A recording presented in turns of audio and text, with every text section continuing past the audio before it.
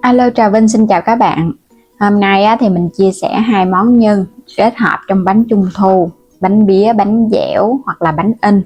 Nhân đậu xanh dẻo nè, kết hợp trong bánh bía thì ngon dữ lắm, cùng với nhân khoai môn nữa. Mình làm bánh trung thu hay là bánh in gì cũng được luôn. Nhanh, dễ, gọn lẹ thì bây giờ mời các bạn mình cùng vào bếp để thực hiện hai loại nhân ngon này luôn ha. Đầu tiên thì mình chia sẻ cái nhân khoai môn. Nhưng khoai môn ở đây là mình phải có khoai lang tím để cho nó có màu đẹp, kết hợp với tinh bột giúp cho cái nhân khoai môn của mình nó dẻo và nó bột. Chứ còn các bạn làm khoai môn không là nó rất là dẻo và nó sẽ sệ bánh. Mình cắt nhỏ hai loại ra luôn. Khoai môn cao cũng cắt nhỏ nhỏ, có thể hấp hoặc là các bạn nấu hay là hấp gì cũng được hết á. Mình thì sẽ nấu cho nó nhanh chín, tại vì một chút nữa mình xay ra. Cắt ra khoanh nhỏ nhỏ, rồi các bạn cắt càng nhỏ thì nấu càng nhanh ha. Khoai môn thì phải là khoai môn cao nó mới thơm và nó có cái độ bột, chứ các bạn đừng có dùng khoai môn sáp, nó sẽ rất là dẻo. Mình cắt ra rồi nè, hai loại này là mình dùng 2 kg á, 1,5 kg khoai môn và nửa ký khoai lang tím. 2 kg để cho các bạn dễ mà mình tính cho cái phần nhân. Sẽ cho hết vào trong nồi nha. Hai cái loại này nó cũng chín cùng lượt nên là các bạn cho vào nồi mình luộc cùng lượt luôn, nó nhanh chín lắm, nấu chút xíu rồi đậy nắp lại để lửa lớn cho nó nhanh sôi ha. Khoai lang nó sôi thì các bạn nấu khoảng 10 đến 15 phút là nó chín, tùy theo lửa các bạn để nữa, mình thấy nó chín mềm là được. Thơm khoai môn quá chừng luôn á. Nó chín vậy nè, nó mềm rụt luôn rồi, càng chín nhiều càng tốt ha. Mình xay cho nó nhanh chứ không sao đâu. Rồi lấy ra, mình sẽ cho hết vào trong cối sinh tố. Nếu như các bạn có cối nhỏ thì chia ra 2 lần xay. Thì xay thêm cái nước cho nó dễ xay ha. Xay mịn xong thì mình chia ra 2 chảo, cho vào trong chảo chống dính để xên nhân. Với 2 kg khoai thì mình dùng nửa ký đường thôi, nhân của mình nó ngọt vừa, không có ngọt quá đâu. Thêm muỗng cà phê muối cho phần nhân nó đậm đà. Rồi bây giờ các bạn trộn đều lên rồi cái mình bắt lên trên bếp mình xên luôn. Cái phần đường này nếu mà hồi nãy các bạn cho vào cối mình xay ra cũng được.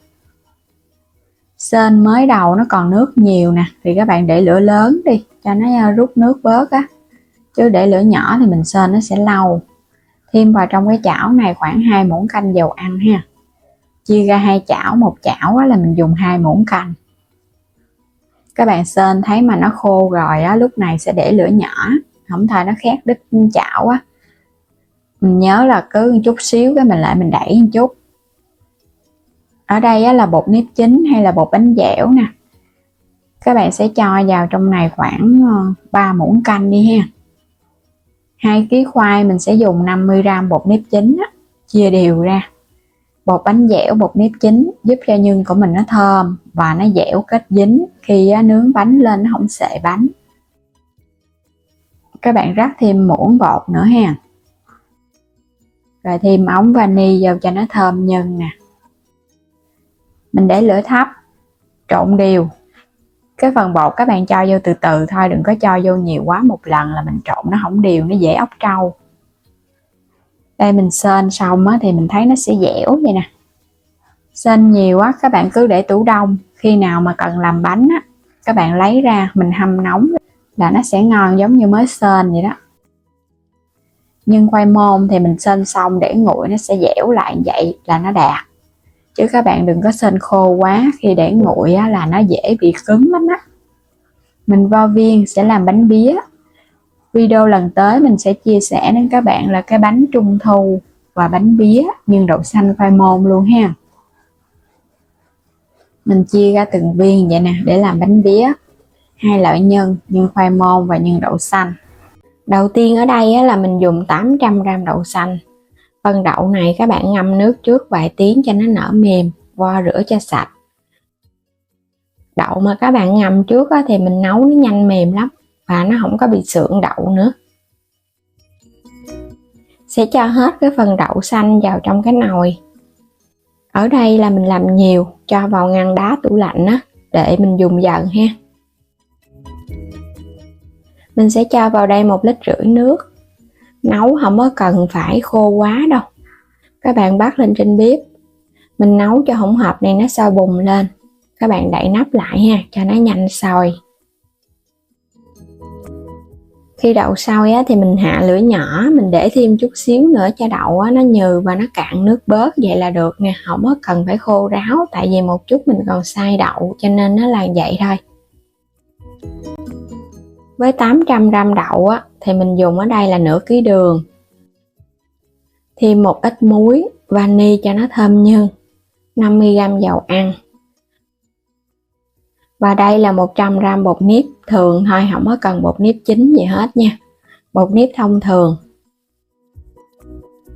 Các bạn sẽ cho hết cái phần đường vô, nhưng mà mình cho từ từ á, để mình chia 2 lần để mình xay nha. Cái cõi cũng vừa thôi, xay mà các bạn xay một lần á, là dễ nó bị cứng á, khó xay lắm. Rồi thêm chút nước nè, để cho cõi của mình nó dễ xay.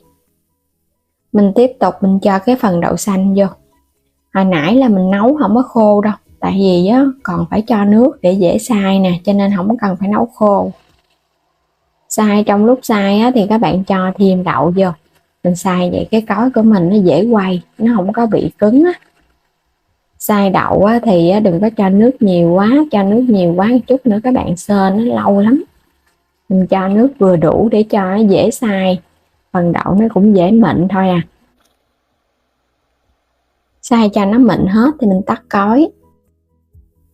Mình sẽ cho hết vào trong cái chảo lớn nha, tại vì lúc này á, nhân của mình nó còn ướt lắm. Cho vô chảo lớn cho nó bốc hơi nhanh á, thì mình sên nó sẽ nhanh khô, rất là mịn luôn ha. Mới á, thì các bạn bật lửa lớn đi. Mình sẽ thêm muối vô ha,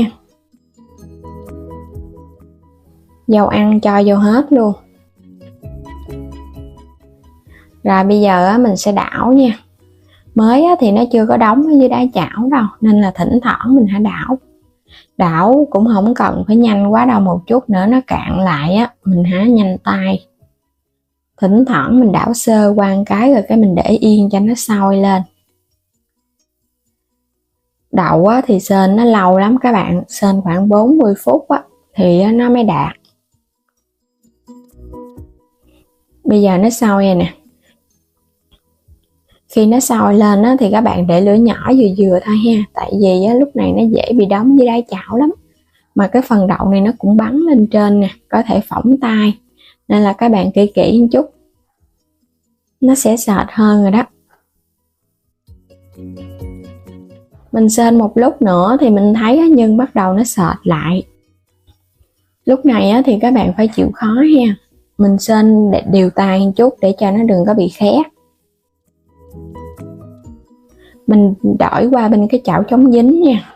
Khi mà nhân nó đã gần đạt rồi á, thì các bạn làm cái chảo chống dính để mình dễ sên hơn, nó sẽ không có bị dính. Và cái nhân nó thành phẩm á, mình sẽ dễ nhận biết.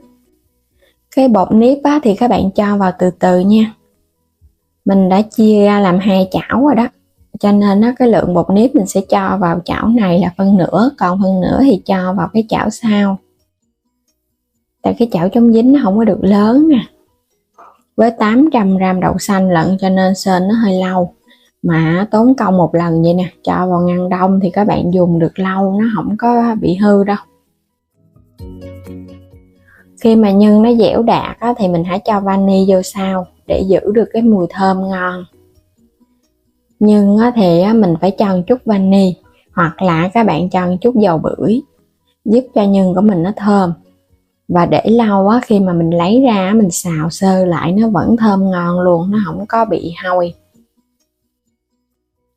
Đây cái phần nhân mà đạt á, là khi các bạn lấy một viên nhân mình cho ra riêng, nó sẽ không có bị chảy xệ.